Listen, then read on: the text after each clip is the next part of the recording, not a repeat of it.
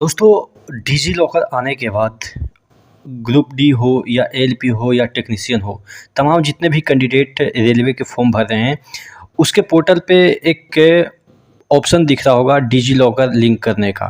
और एक सर्कुलर भी रेलवे का आया है कि क्या-क्या चीज़ें डिजी लॉकर के माध्यम से आपका होगा एग्ज़ाम में, क्या-क्या प्रोसेस होगा जो कि डिजी लॉकर के थ्रू होगा।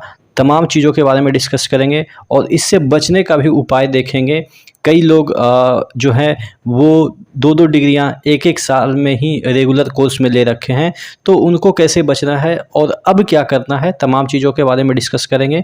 और ये मुझे लग रहा है कि पहला ऐसा वीडियो होगा जो कि आपको चीज़ों को थोड़ा-सा समझाने की कोशिश करेगा, तो चैनल को सब्सक्राइब ज़रूर कर लीजिएगा। और भी जो आपके क्वेरी रहेंगे आप नीचे कमेंट बॉक्स में कमेंट कर दीजिएगा, उसके रिगार्डिंग हम वीडियो बना देंगे। ठीक है? तो चैनल को सब्सक्राइब कर लीजिए। तो हम बात कर रहे थे, ये जो सर्कुलर निकला है या नोटिफिकेशन जिसे कह सकते हैं 24/8/2024 को ही ये निकला है और सभी चेयरमैन को भेजा गया है मिनिस्ट्री ऑफ रेलवे के द्वारा। इसमें सब्जेक्ट लिखा है DigiLocker in recruitment RRB zonal railway. देखिए ऐसा कहा जा रहा है with the policy objective of sharply compressing recruitment timeline between vacancy notice to joining, यानी कि टाइमली जो है वो क्या होता है ना कि रेलवे में सबसे बड़ा प्रॉब्लम ये है कि कोई भी काम टाइमली नहीं होता है। तो वही कर रहा है कि वैकेंसी का नोटिस निकलने से ज्वाइनिंग तक का टाइमली हो, इसलिए डिजिटल इंफ्रास्ट्रक्चर जो है वो अपनाई जा रही है to bring efficiency transparency and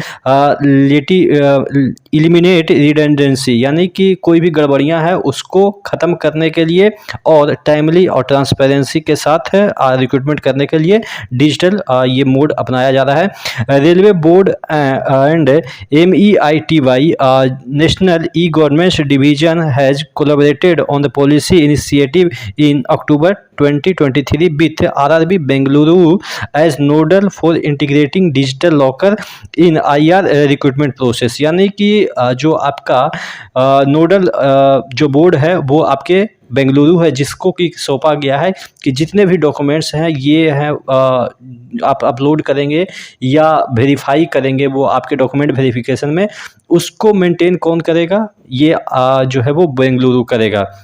उसके बाद इसके जो काम है वो क्या-क्या है देखिएगा। Government of India MEITY vide gazette notification जो है एक नोटिफिकेशन गजेट का निकाला था कि आपका जितने भी डॉक्यूमेंट्स है अगर डिजिटल लॉकर डिजी लॉकर में है तो वो आपके ओरिजिनल माने जाएंगे। 8/2/17 और ये सब चीज़ें दे रखी है उसमें कि ओरिजिनल फिजिकल डॉक्यूमेंट्स जैसा ही आपको माना जाएगा।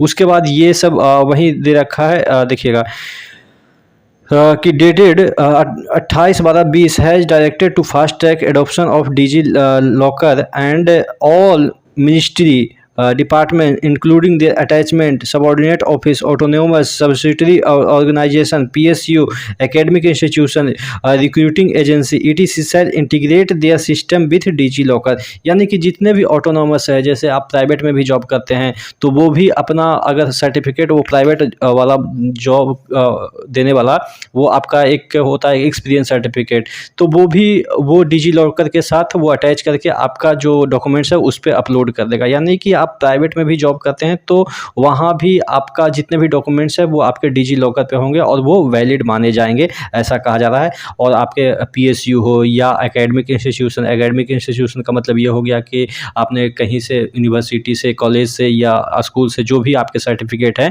सभी को इसमें पार्टिसिपेट करने को कहा गया था या ऐसा इसमें बोला गया था। जैसे कि कई बार क्या होता है ना कि आप प्राइवेट कॉलेज से कोई डिग्री लेते हैं तो आपको वो सर्टिफिकेट देता है, तो वो आपको सर्टिफिकेट ना देके अगर वो सिर्फ और सिर्फ डिजी लॉकर पे आपका सर्टिफिकेट अपलोड कर दिया तो वही आपका वैलिड हो गया, आप उसी को दिखा सकते हैं कि यही मेरा डॉक्यूमेंट्स है। अगर भूल जाते हैं, कई बार क्या होता है कि डॉक्यूमेंट्स भूल जाते हैं तो वो भी आपका वैलिड होगा। ठीक है, तो ये डिपेंड करता है इंस्टीट्यूट के दिमाग में कि हमको करना है कि नहीं करना है डिजी लॉकर पे अपलोड।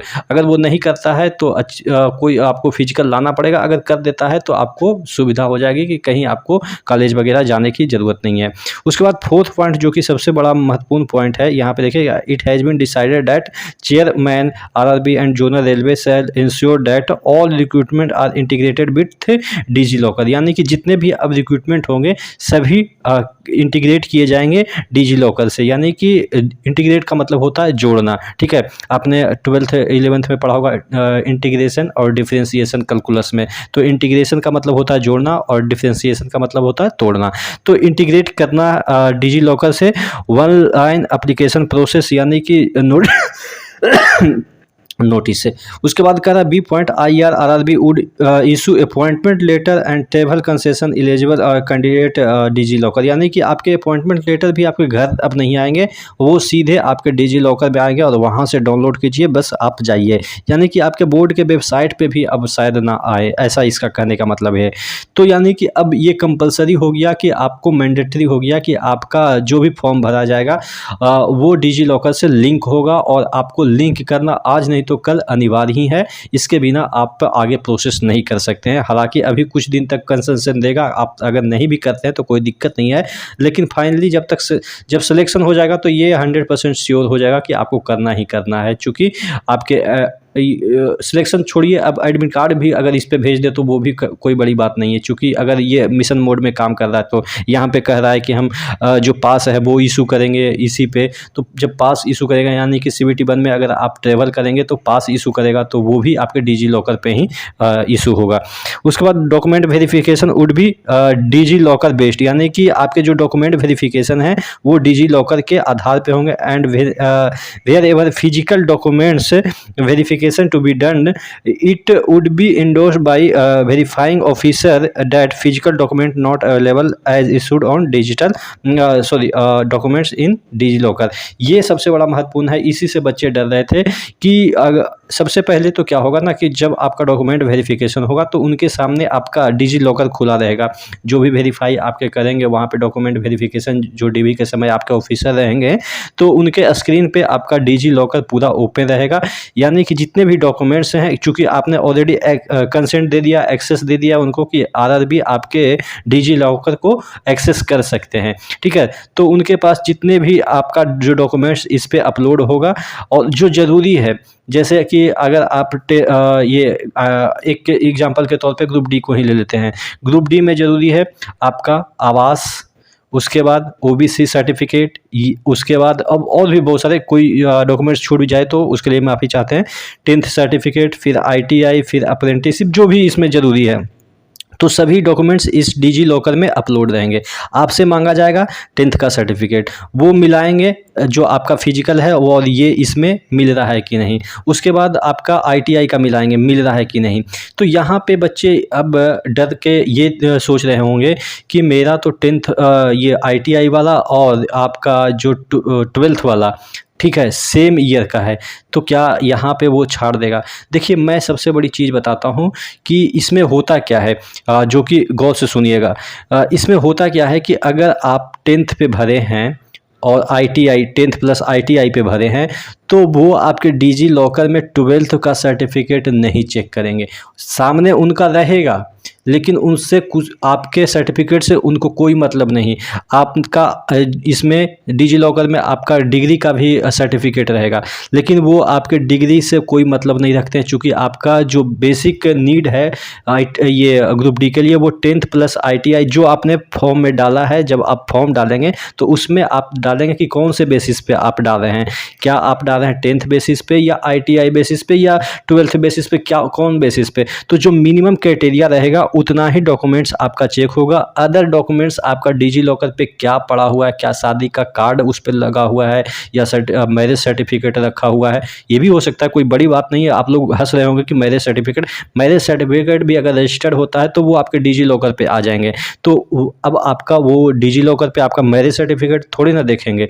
तो कहने का मतलब ये है कि डॉक्यूमेंट्स तो सब पड़े रहेंगे, आपका 2 जो मैचिंग ईयर का है वो भी पड़े रहेंगे, लेकिन आपको जेन्युइनली करना क्या है कि आप जब फॉर्म अप्लाई कर रहे हैं अब से रेलवे में, तो आप एक ही सर्टिफिकेट को लेके आगे बढ़िए। अगर दोनों सर्टिफिकेट को यूज करते हैं, कंट्राडिक्टरी अगर उनके पास आता है, तब जाके वो इस बात को हाईलाइट करेंगे कि आप पे दोनों सर्टिफिकेट यूज करके एक ही समय में 2 नौकरियों के लिए एलिजिबल हो रहे हैं, इस वजह से आपके दोनों कैंडिडेचर रद्द कर दी जाती है। ऐसा की सिचुएशन आएगा तब, ठीक है। यानी कि सपोज आप जो आपका 12th है उससे आपने एनटीपीसी का भी निकाल लिया, और आप आईटीआई के बेसिस पे सेम ईयर में आईटीआई के बेसिस पे आपने टेक्नीशियन का भी निकाल लिया। अब दोनों जगह अपॉइंटमेंट का लेटर इशू करने में इनको दिक्कत होगी, चूँकि एक ही साल में दोनों कैसे आप कर सकते हैं। तो इस वजह से अब आपका सॉल्यूशन एक ही है कि आप पहले तो ये देखिए कि आपका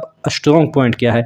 आईटीआई बेसिस पे आप जॉब ले सकते हैं, या ग्रेजुएशन, या सिंपल जिस तरीके से, मतलब कि 2 साल में 1 साल में जो दोनों डिग्रियां सेम है उसमें से आपको चूज करना होगा कि कौन सी डिग्री लेके हमको आगे बढ़ना है रेलवे में, और उसी के साथ हमेशा रेलवे में रहिएगा। हाँ, आप एसएससी में मूव कीजिएगा तो फिर उसका अलग प्लेटफॉर्म हो जाता है, फिर वहाँ पे आपको दिक्कत नहीं होगा, ठीक है। तो ये कहने का मतलब ये है कि अभी डरना नहीं है, कुछ भी नहीं होगा। वो चेक सिर्फ यही करते हैं कि जो आपका एलिजिबिलिटी क्राइटेरिया है वो फिल हो रहा है कि नहीं हो रहा है। लेकिन जब आप ज़्यादा स्मार्ट बनेंगे तब जाके आप कुएं में गिरेंगे कि एक दोनों सर्टिफिकेट को यूज करके और दोनों जगह नौकरियां लेना चाहते हैं। जैसा कि कई बार क्या हुआ है कि एक बंदे 2-2 जोन से फॉर्म अप्लाई किए, पिछला बार की हम बात कर रहे हैं, और दोनों जगह से उनका कैंडिडेटशिप रद्द कर दिया गया। तो ज़्यादा स्मार्ट तो बने थे, इन फ्यूचर पास्ट बने थे कि 2-2 डिग्री एक ही साल में ले लेते हैं, तो आपने पास्ट में स्मार्टनेस दिखाया, वो आपकी गलती थी, लेकिन गलती को सुधारा जा सकता है। अब आपको स्मार्टनेस नहीं दिखाना है, आप एक ही डिग्री को लेकर मूव कीजिए, वहाँ पर डिजी लॉकर पे होगा, फिर भी वो इस बात को तवज्जो नहीं देंगे कि आपके पास एक ही साल में 2 डिग्रियाँ कैसे आई। हाँ, आपके इस बात पर तवज्जो दिया जाएगा कि आप जो शो कर रहे हैं वहाँ पे डॉक्यूमेंट्स है कि नहीं है, बस इतना ही। तो आप इस बात को समझ गए होंगे, डरना नहीं है, आराम से एग्ज़ाम दीजिए और जो मैंने बताया है वो फॉलो कीजिएगा, ठीक है। उसके बाद यहाँ पे कहा जा रहा है कि जो मेडिकल चेकअप होगा, examination, first appointment to the railway would be done on the basis of appointment letter issued in DigiLocker. यानी कि जो भी आपका अपॉइंटमेंट वगैरह होगा वो डिजी लॉकर पे होगा, उसी के आधार पे आपका बायोमेट्रिक वेरिफिकेशन वगैरह हॉस्पिटल वगैरह में होगा। तो ये उसके बाद भेजने बाद ट्रेनिंग मैंडेटरी, यानी कि जब आप ज्वाइन कर लेंगे तो ट्रेनिंग जहाँ पे होगा वहाँ पे आपका जो ट्रेनिंग का सर्टिफिकेट है या जो भी है वो उसी डिजी लॉकर पे अपलोड होगा। तो ये सब जो चीज़ें हैं वो सब आपको जितने भी चीज़ें, इससे एक फ़ायदा ये भी हुआ कि जो कम से कम एक साथ अब 2 डिग्रियां तो नहीं लेंगे, बच्चे समझ गए होंगे कि अब इन फ्यूचर पकड़े जा सकते हैं, तो ये फ़ायदा हुआ। दूसरा ये चीज़ हुआ कि आप जितने भी ये परेशानी होती है कि इधर डॉक्यूमेंट्स ले जाओ, उधर डॉक्यूमेंट्स ले जाओ, अगर डॉक्यूमेंट्स नहीं बना तो उसके लिए मतलब कि पैसा लगेगा आपको कचहरी इधर उधर करने में, तो वो सबसे छुट्टी मिल जाएगा। आपका जितना भी प्रोसेस है वो एकदम से शॉर्ट हो जाएगा, जिससे कि आपका जो नोटिफिकेशन है ऑन टाइमली आपका एग्ज़ाम वगैरह हो और टाइमली आपका रिजल्ट, अपॉइंटमेंट वगैरह सब हो जाए। तो आशा करते हैं आप इस बात को समझ पाए होंगे कि करना क्या है और आगे से आपको किस बात का ध्यान रखना है। नेक्स्ट वीडियो में मिलते हैं, तब तक के लिए जय हिंद।